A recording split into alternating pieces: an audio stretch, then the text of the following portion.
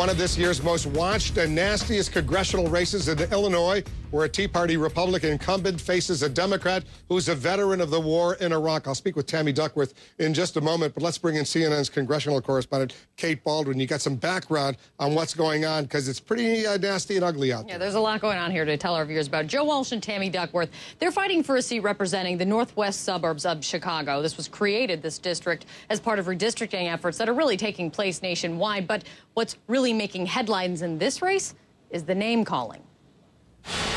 Here's the town hall video that created an uproar around Republican Congressman Joe Walsh. That's what's so noble about our heroes. Walsh, a Tea Party conservative, has earned a reputation for controversy during his 2 years in office, suggesting over the weekend his Democratic challenger talks too much about her military service. Now I'm running against a woman who, my God, that's all she talks about. Our true heroes, the men and women who served us, it's the last thing in the world they talk about. The woman Walsh is attacking, Tammy Duckworth, a veteran who lost both legs in a 2004 helicopter accident while serving in Iraq. Walsh has clarified several times he does think Duckworth is a hero. I've said that thousands of times. I've called Tammy Duckworth a hero hundreds of times. But clearly, he's not apologizing. Here's more with CNN's Ashley Banfield. She was on TV a month and a half ago. She was asked a question about gay marriage.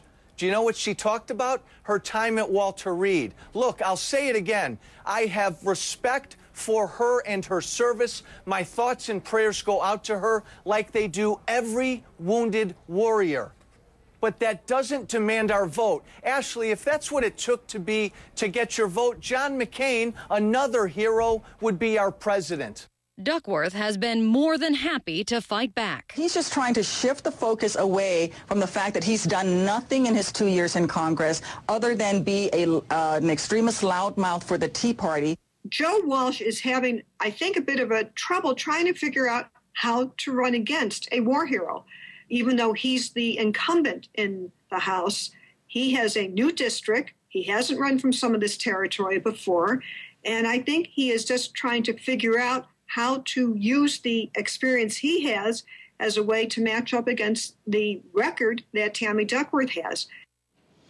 And right now, the nonpartisan Cook Political Report calls this the surest Democratic pickup for House races across the country. So Duckworth is expected to win this one, Wolf. And, you know, you and I interviewed Joe Walsh this week, and he made clear and he emphasized that he does think Duckworth is a hero, but continues to criticize her, saying that she focuses too much on her military service, not enough on the issues that he thinks voters care about. And he also says he's not taking back whatever he had earlier said he does at not that regret town what he hall said. meeting. Yeah. Kate, thanks very, very much. Let's bring in Tammy Duckworth right now. I spoke with Joe Walsh together with Kate earlier in the week.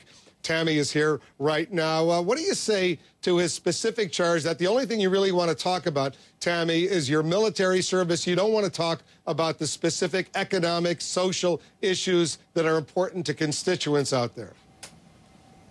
Well, I actually talk about the issues a majority of the time. And in fact, Mr. Walsh is trying to distract the voters away from last week when he voted against the highway bill that you're about to discuss today, as a matter of fact, Wolf. He was the only member of the entire Illinois bipartisan delegation to vote against a bill that would fix the roads and bring much-needed jobs into the district. He also voted against the student loans. He wanted student loan rates to double. He has no plans for what to do to cut the budget other than to do it on the backs of our seniors. He voted 3 times to end Medicare and Social Security as we know it. So he's trying to actually shift the focus away from his irresponsible actions as a congressman by attacking military service, and that's irresponsible in his words. I don't know if he's attacking military service, but he's clearly attacking you. What's the biggest difference, in your opinion, constituents out there in Illinois should know about when it comes to economic policy, economic issue between you and Walsh? That I actually have a plan for what we're going to do. I talk in my jobs plan about the need to bring in infrastructure development. We need to look at some serious cuts in the budget, and everything should be on the table, including defense spending. I think we also need to take a look at rewarding employers and small businesses that keep jobs here. Let's have tax cuts for those who hire people who've been unemployed for more than 6 months. Let's have tax credits for businesses that keep jobs in the district. I have many, many items in my proposal. Go to my webpage. You'll see that a majority of my discussions is about jobs. It's about the economy. It's about the need to access good health care for all Americans. And it's also about education, making sure that our kids can afford to go to college. He repeatedly says John McCain, a war hero to be sure. He never really spoke that much about his own personal experiences as a POW in Vietnam, for example. But that's all he says. You talk about your war experiences. You want to respond to what Walsh is saying? Well, I think that Mr. Walsh is being very irresponsible in his words. At a time when we have so many veterans coming home, I hope that the veterans of this generation talk about their war experiences more than the veterans of the Vietnam generation like Senator McCain. You know, they were criticized back then. Our war heroes coming home today should talk about their service. They need to talk about the leadership skills they learn in the military that will make them better employees. They need to talk about the fact that they were able to accomplish really tough missions under really extreme conditions. And that'll make them, again, better employees and better leaders in the civilian world. We also need to make sure that our veterans who are suffering from post-traumatic stress talk about their wartime experiences and reach out for help.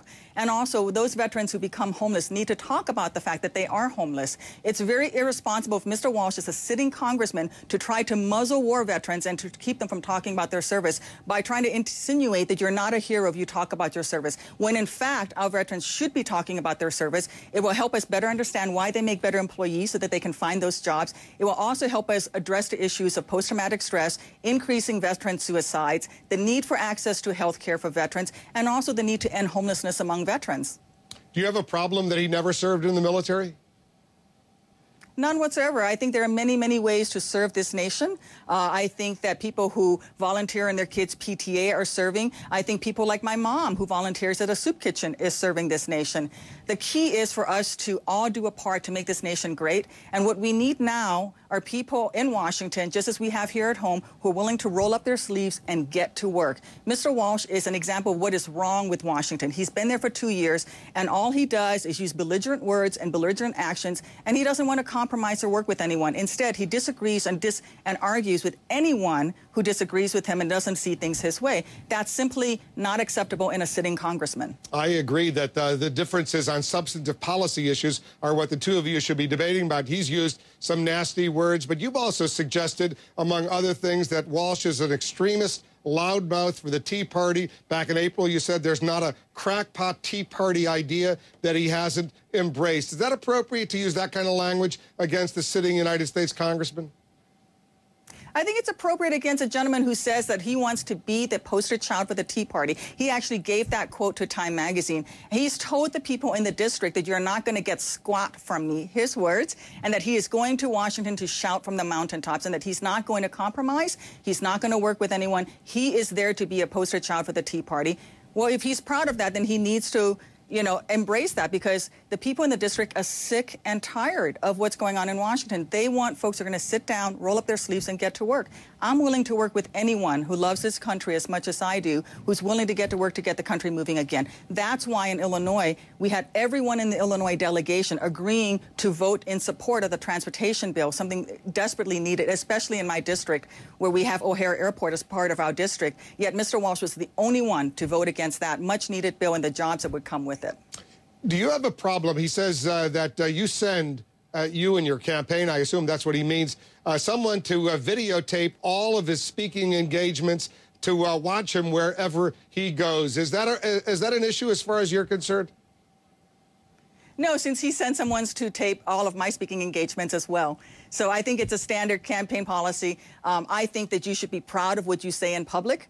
And if Mr. Walsh has a problem with that, then he shouldn't say these things that are really not in keeping with the values of the people of the district. If he's watching right now, is there anything you want to say to him directly? You know, I think that he needs to explain to the people of the 8th Congressional District why he was the only person to vote against a highway bill and why he wanted to the student loan rates to double when our students desperately need help so that they can get to college, and that workers in the district need the jobs to get to work on fixing our roads, and our commuters and our businesses need to make sure the roads and rails and bridges in our district are fixed. Why is he the only one to vote against all of those bills that are desperately needed and supported in the district? Are you willing, Tammy, to come on our show and debate him directly? I've already debated him once we had the first debate in the nation. I've agreed to, I think, 3 or 4 more debates, and we're going to work through those issues. And if yours is one of the ones we agreed to, then I would be happy to. So there will be some more debates before Election Day?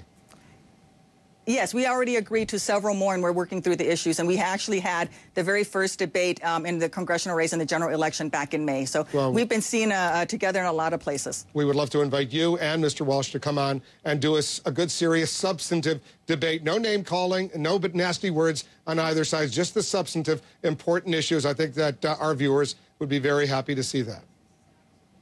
I think it would be great, too, Wolf. Thank you so much, Tammy Duckworth, joining us from Chicago. A quick reminder, Kate joins me every weeknight in our new 6 p.m. Eastern hour of the Situation Room. Join us. We got some brand new stuff coming up later today, 6 p.m. Eastern.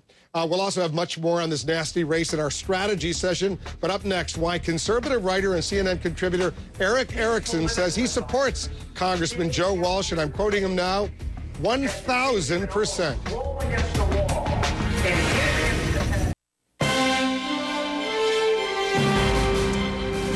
All right, this just coming into the Situation Room. In the last hour, I interviewed the U.S. war veteran Tammy Duckworth on her rather nasty Illinois congressional race against the incumbent Congressman Republican Joe Walsh. I asked her if she'd be willing to debate him right here in the Situation Room. She said she was open to it. She didn't want to make a definite commitment, saying that she had already agreed to a few other debates back in Illinois.